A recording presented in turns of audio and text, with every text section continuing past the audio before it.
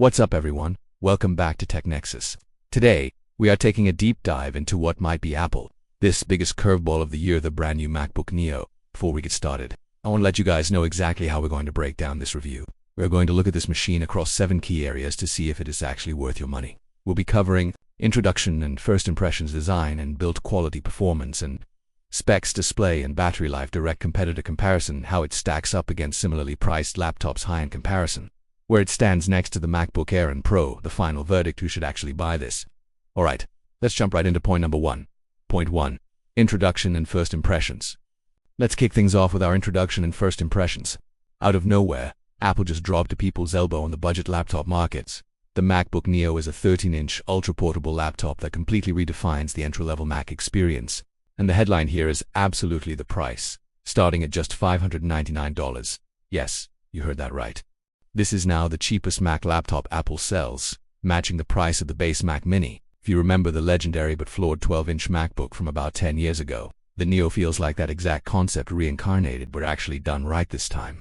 Apple clearly has their eyes set on dominating the education market and taking a massive bite out of Chromebook sales. But instead of an Intel chip that overheats when you look at it, they've packed the A18 Pro chip straight out of the iPhone 16 Pro into a proper laptop chassis. At first glance, it feels like an incredible value proposition, a $599 all-aluminum Mac that seamlessly integrates with your iPhone. But as with all budget tech, there are some serious compromises under the hood that we need to talk about. Moving on to point number 2, design and build quality. You might think a $599 Apple laptop would be made of unapologetic plastic to cut costs, but somehow, it's not. The MacBook Neo features a full aluminum chassis, and honestly, in the hands, it does not feel cheap at all. But, to hit that $599 price tag, Apple definitely made some hardware compromises that you need to know about. Let's start with the keyboard. It's the familiar, tactile Magic Keyboard that is super satisfying to type on, but it has no backlighting. That is a massive omission for a modern laptop, and you will absolutely notice it if you ever work in a dimly lit room or on a night flight. Also, the base $599 model does not have Touch ID, just a standard lock button. You have to spend an extra $100 for the 512GB model to get the fingerprint reader.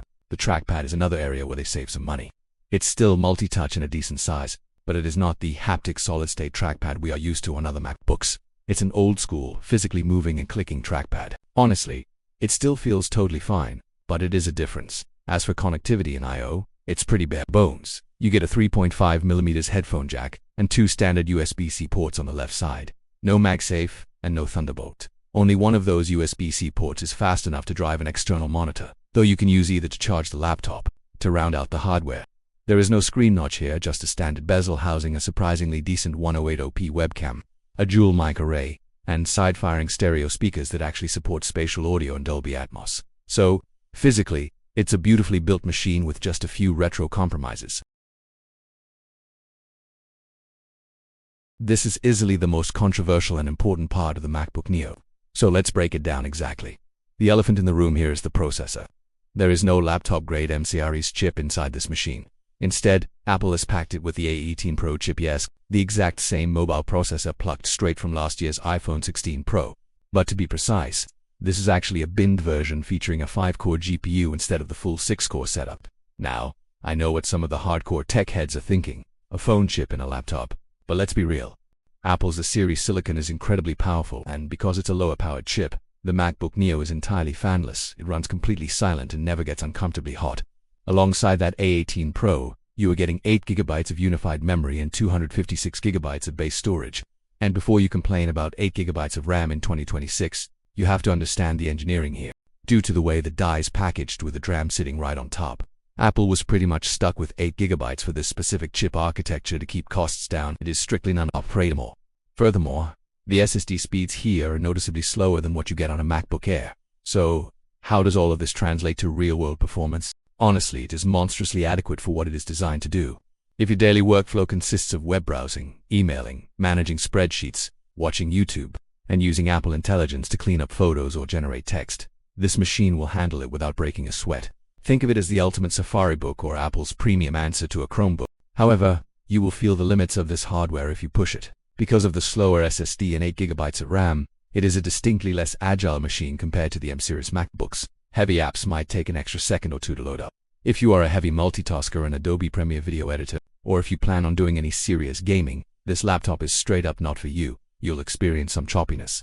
But for the everyday user, a student, or someone who just needs a reliable, beautifully built machine for the basics, the performance hits exactly the sweet spot for the price. Moving on to point number 4, display and battery life. Let's talk about the screen first.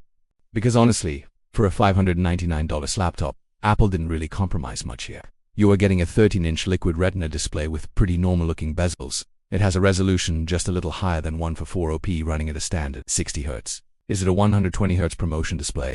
No, but it is incredibly sharp and punchy, delivering vivid images and great details. The most impressive part about this display is the brightness. It tops out at 500 nits and features an anti-glare coating.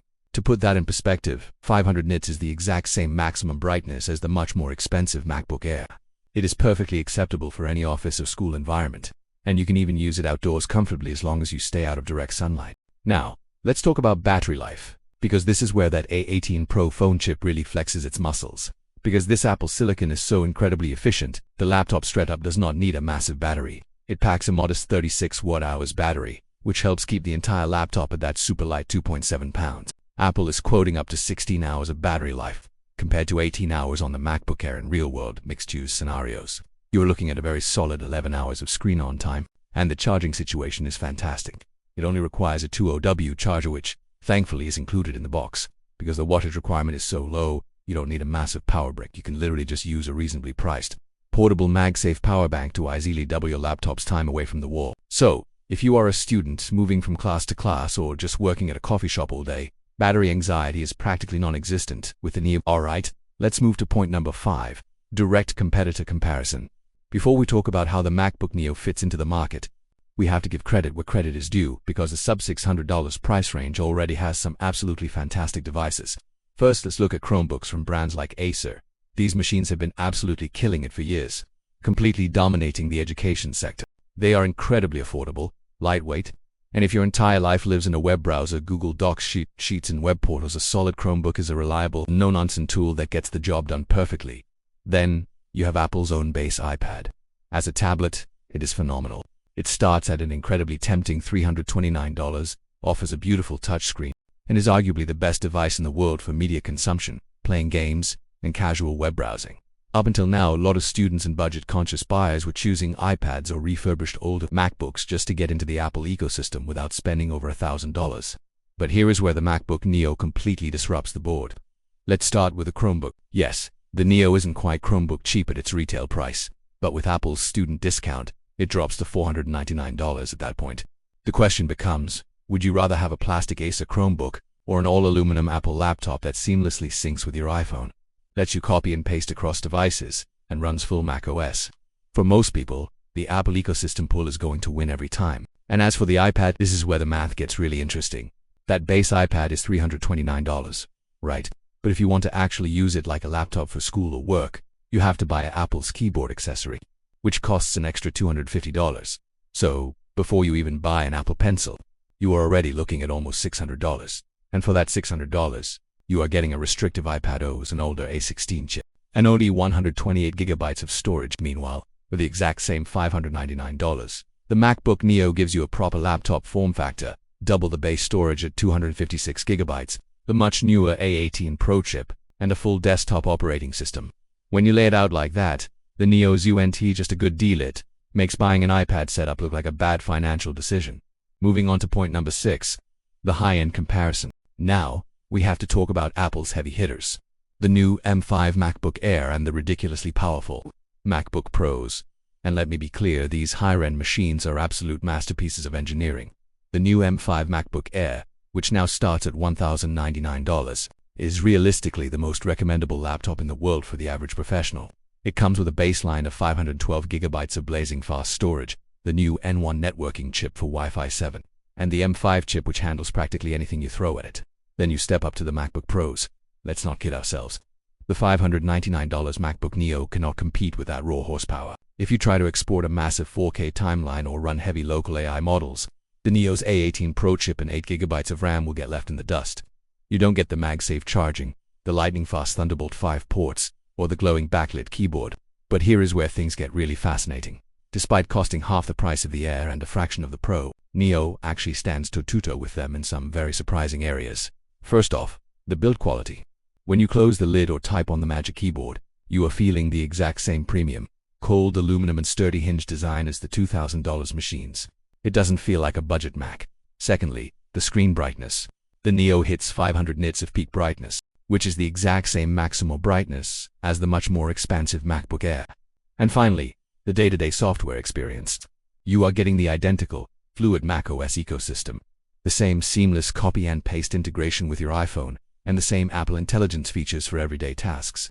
So, while it can't beat the high-end Macs in a drag race, it delivers about 80% of the core Apple experience for less than half the price. And that brings us to point number 7, the final verdict. So, who should actually buy the MacBook Neo, and who should skip it? Let's get the obvious out of the way first.